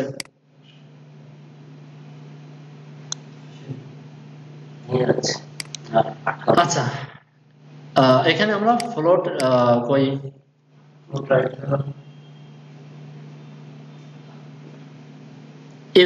ইভেলটাকে ফ্লোট রাইট করেছিলাম মেবি, ইভেলটাকে ফ্লোট রাইট করার কারণে সে ডাউনে চলে গেছে। সো আমরা একটা কাজ করি, ইভেলটাকে ফ্লোট নাম করে দিই। সো এখান থেকে ধরে এখান থেকে নিয়ে আসি, এই যে এটাকে কপি করেন, কপি রোল করলাম, পেস্ট করে দেন, ফ্লোট করে দেবো কি নান, নান, সেভ করলাম, সেভ করে রিলোড দিই, এইগুলো জায়গায় চলে আসছে। এখন আমার কেন জানি মনে হচ্ছে যে এটা এরকম থাকলে ভালো লাগতেছে না, এর ব্যাকগ্রাউন্ডটা এটা হয়ে যায়, ভালো লাগতো তাই না? পুরোটা করা লাগে না, লজিক্যালি চিন্তা করলে পুরোটা করা লাগে না। কিছু কিছু করে দিতে লাগে, বেশিরভাগ লাগছে, প্রত্যেকটাই ধরা লাগবে, প্রত্যেকটা ধরে ধরে দেখা লাগবে কি অবস্থা হয়। কেন পুরোটা করা লাগবে? পুরোটা করার দরকার নেই। এখানে আমরা বুঝবো, এখানে ফার্স্টে আমাদের বুঝতে হবে যে এটা যে পাশাপাশি কেন আসতেছে। ওই যে সেটাই বলছি, প্রত্যেকটা ধরে ধরে দেখতে হবে, মানে ওই সাইজ ছোট করলে কিরকম অবস্থা হয় সেই অনুযায়ী ধরে ধরে করতে হবে। এখন কথা হচ্ছে যে এটা আসলে ডিফিকাল্ট, প্রত্যেকটা ধরে ধরে করা ডিফিকাল্ট, ঠিক আছে? এর জন্য আমরা কি কাজ করি, আমরা এখানে কিছু টেকনিক অবলম্বন করি। এক নম্বর হচ্ছে যে আমরা কোনো একটা সেকশনের হাইট ব্যবহার করি না, কোথাও আমরা হাইট ব্যবহার করব না। যদি হাইট ব্যবহার না করি, যেমন এখানে ধরেন আমি মেইন যে প্যারেন্টসটা দেখেন, এখানে খেয়াল করেন, আমি রিলোড দিয়ে আগে ইন্সপেক্ট করলাম, আমরা ব্যাকগ্রাউন্ড দিয়েছি কাকে, বিজি এরিয়াকে না, ব্যাকগ্রাউন্ড দিয়েছি। আর কন্টেন্টকে আমরা হাইট করে দিয়েছি 32 পিক্সেল। 32 পিক্সেল হাইট করার কারণে এতটুকু সে পাচ্ছে। এই সেকশনটা যে নিচে চলে আসছে, উচিত ছিল এই পর্যন্ত পাওয়া, এই পর্যন্ত না পেয়ে সে 32 পিক্সেল পাচ্ছে। ক্লিয়ার? সো হাইটটা উঠাই দিতে হবে। আবার প্রবলেম, হাইট উঠাই দিলে কি প্রবলেম, ফ্লোট লেফট দেওয়া আছে, দুইটা ডিপকে ফ্লোট লেফট দেওয়া আছে, লেফট দিলে সে তো তার জায়গা ছেড়ে বেশি উঠছে, পেছন থেকে হাইটটা 0 হয়ে গেছে। তার মানে এখানে ফ্লোট নিয়েও কাজ করতে পারতেছি না। নর্মালি ফ্লোট নিয়েও আমরা কাজ করি না, এতদিন তো ফ্লোট শিখছি, এই ফ্লোট নিয়ে আমরা স্ট্রাকচারের কাজ করি না, ঠিক আছে? স্ট্রাকচার কাজ করলে এই এতগুলো কোড করা লাগে, তো সেগুলো আমরা করি কি দিয়ে, ডিসপ্লে ফ্লেক্স দিয়ে, ফ্লেক্স দিয়ে কাজ করি। যখন ফ্লেক্স দিয়ে কাজ করবো তখন এগুলো হ্যান্ডেল করা একদম ভাত মাছ। ক্লিয়ার? ফ্লোট দিয়ে কাজ করবো কোথায়, যখন আমাদের স্ট্রাকচার রেডি হয়ে যাবে, সেকশন ভিতরের যে কন্টেন্ট, সেই কন্টেন্ট আমার প্রয়োজন হলে আমি, যেমন কিওয়ার্ডটাকে প্রয়োজন ডানে নিয়ে আসা, দিলাম আমি ফ্লোট রাইট, অসুবিধা নেই, ক্লিয়ার? তারপরেও আমরা এখনো পর্যন্ত কেন আমরা ফ্লোট শিখছি, কারণ ফ্লোটটা যদি না বুঝি তাহলে ফ্লেক্সটা বিমানের মতো মাথার উপর দিয়ে চলে যাবে, ধরতে পারবেন না। আচ্ছা, আমরা ডিপিএর ক্ষেত্রে ফ্লেক্স ব্যবহার করবো, আর ডিপিএর ভিতরে কনস্ট্যান্টের জন্য ওইখানে আমাদের প্রয়োজনে আমরা ফ্লোট ব্যবহার করবো। এই কাজগুলো ফ্লোট দিয়ে করা যায়। তখন এই যে ফ্লোট প্রবলেমের কনসেপ্ট গুলো আপনাকে বুঝতে হবে, হ্যাঁ এই ঝামেলা করছি না তাই না? এখানে দেখেন, আমি দেখাই কিছু জিনিস দেখাই আপনাদেরকে। এখানে আমরা ফ্লোট ব্যবহার করছি। সো ফ্লোট ব্যবহার করলে আপনাকে ফ্লোট প্রবলেমে পড়তে হবে। ফ্লোট প্রবলেমের একটা সলিউশন ছিল যে কন্টেন্ট এরিয়াকে নির্দিষ্ট হাইট দিয়ে দেওয়া, তাহলে ফ্লোট প্রবলেম থাকতেছে না। আমরা তাই করছি যে কন্টেন্ট এরিয়া, এই যে কন্টেইনার এরিয়া বা কন্টেন্ট এরিয়া, তাকে হাইট দিয়ে দিয়েছি। হাইটটা তুলে দেন, দেখেন নিচের কন্টেন্ট ভেঙে তার ভিতরে ঢুকে গেছে। আরেকটা সলিউশন ছিল ক্লিয়ার বোথ নামে একটা ডিপ রাখা, একটা সলিউশন ছিল। আরেকটা সলিউশন ছিল আফটার ব্যবহার করে ডিসপ্লে ব্লক ক্লিয়ার বোথ, মনে আছে? কন্টেন্ট ফাঁকা, ডিসপ্লে ব্লক ক্লিয়ার বোথ, এটা হচ্ছে সবচেয়ে স্ট্যান্ডার্ড ওয়ে ঠিক করার। তো এত ভেজাল আমরা কেন করবো? এত ভেজাল না করে আমরা খুব ইজিলি ডিসপ্লে ফ্লেক্সের মাধ্যমে হ্যান্ডেল করতে পারি। ক্লিয়ার? তো ডিসপ্লে ফ্লেক্সটা আমি এখন দেখাবো না, যতটুকু আমরা শিখলাম আর রেসপন্সিভের যতটুকু দেখালাম, জাস্ট একটু ধারণা দিলাম, আর কিচ্ছু না, জাস্ট ধারণা দিলাম। এই ধারণাকে কেন্দ্র করে একটু নাড়াচাড়া করবেন, দেখবেন যে কি করা যায় আর কি আগানো যায়। বুঝছেন? এটা করবেন। আর আজকে আমরা খুব অল্প আগালাম, স্টুডেন্টও কম, অনেক অল্প আগালাম। তো এটার বাকি যে অংশটা আছে, অংশটা করে আমি রাতের ভিতরে আপনাদেরকে দিয়ে দেবো। ওটা দেখেন বাকি পার্ট কিভাবে করতে হয়, করে আগামী ক্লাসের ভিতরে পুরো শেষ করে নিয়ে আসবেন, ফার্স্ট ও লাস্ট, কারোর জন্য কোনো বাদ না থেকে প্রয়োজনে দেখে দেখে কমপ্লিট করে নিয়ে আসবেন। পারবেন তো ইনশাল্লাহ? আর কারণ আমি এখন জাভাস্ক্রিপ্ট ধরলে অনেকে অনেক কনসেপ্ট বাকি আছে, এখন যদি জাভাস্ক্রিপ্ট ধরি তাহলে একটু ডিফিকাল্ট